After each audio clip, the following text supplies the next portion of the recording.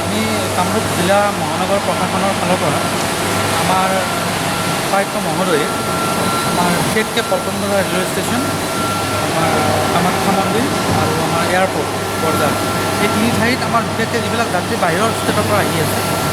বা সোমাইছে আমাৰ ষ্টেটত, তেওঁলোকৰ এটা জাষ্ট প্ৰিলিমিনাৰী পৰীক্ষা মই কৰি চলাই আছোঁ ক'ভিড ভাইৰাছৰ ওপৰত,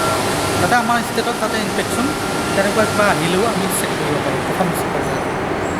তো এইটো আজি পল্টন বজাৰ আমাৰ যিটো ৰেলৱে ষ্টেচন, তাতো আমাৰ এটা কেম্প আছে,